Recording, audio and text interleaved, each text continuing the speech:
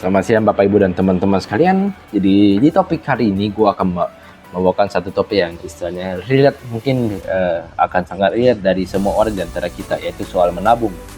Di sini yang gue ingin permasalahkan adalah bahwa menabung itu akan membuat kalian terus-terusan miskin.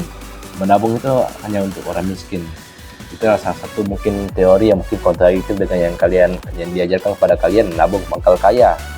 Oke, tapi itu bukan tanpa alasan sih, karena memang ada alasan tersendirinya. Jadi di sini saya akan menjelaskan tentang dua topik utama ya, yaitu tentang permasalahan utama dari menabung, yaitu inflasi, dan yang kedua adalah tentu saja solusi akan saya tawarkan kepada kalian ya. Kita bakal langsung aja masuk ya guys ke topik intinya. Jadi seperti yang kita tahu bahwa sebenarnya inflasi itu bukan tahayul ya guys. Jadi inflasi istilahnya duit kita jumlahnya sama, tapi kita tidak bisa membeli barang dengan jumlahnya sama. Jadi uang kita itu melemah daya belinya. Contohnya aja, kalau misalnya kalian nggak mengerti, contohnya aja, dulu kalian bisa beli bakso satu mangkok itu cuma 5.000 ya, paket komplit. Sekarang harganya berapa? Satu mangkok itu kalau paket komplit kayaknya sekitaran 15.000 ya. Itu kalian bayangkan aja perbedaan harganya dulu dan sekarang ya. Tapi mungkin ada daripada kalian yang mungkin sudah mengantisipasi ya. Oke, mungkin ada di antara kalian yang nabung di bank digital ya, mungkin bunganya sekitar 8% per tahun ya. Tapi sebenarnya kalian tahu gak kalau faktanya inflasi di Indonesia itu bukan cuma 1-3% per tahun, tapi 10-20% per tahun.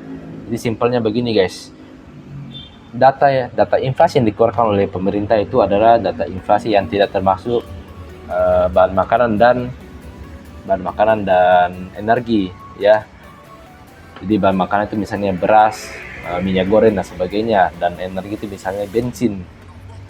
Nah, tapi ya itulah dia permasalahan utamanya, adalah karena sebenarnya yang kita butuhkan bukan selain itu. Yang paling dibutuhkan manusia adalah makanan dan energi ya. Di mana kita tahu bahwa anggaplah dulu kita di mana kita tahu bahwa penduduk tambah banyak ya, terus bahan makanan itu makin langka karena alam ditebang terus ya, polusi di mana-mana ya, gagal panen dan sebagainya. Itu menyebabkan harga makanan pasti naik ya. Yaitu lagi-lagi disebabkan oleh karena ulah manusia itu sendiri ya.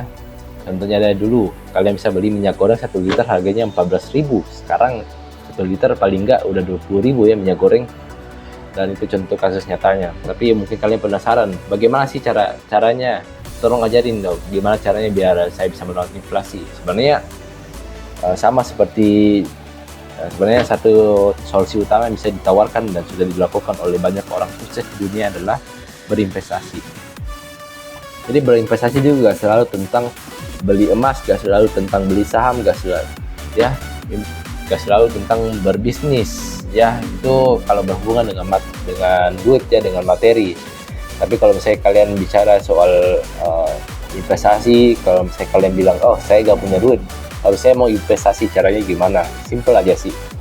Ada salah satu investasi yang mungkin paling mendasar tapi paling luar biasa hasilnya, yaitu seperti kata investor legendaris Warren Buffett, yaitu investasi terbaik adalah investasi pada diri kalian sendiri. Jadi yang dimaksud di sini adalah ya kalian mengorbankan waktu kalian, mengorbankan mental kalian sabar ya.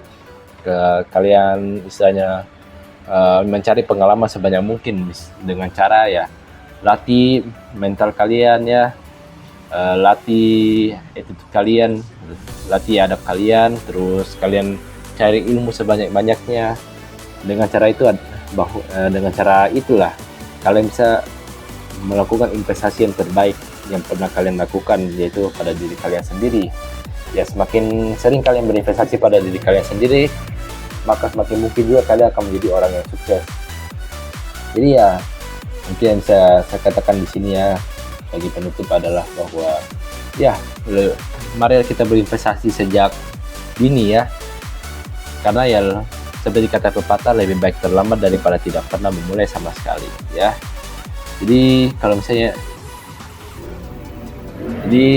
lebih baik kalian terlambat daripada terlambat memulai investasi daripada tidak pernah melakukannya sama sekali. Dan yang terakhir, kalau misalnya setelah penjelasan saya masih ada orang yang ngotot buat nabung di celengan misalnya, atau nabung duit di rekening, ya berarti memang kalian ada 90% orang yang ditakdirkan buat miskin. Oke, sekian dan terima kasih.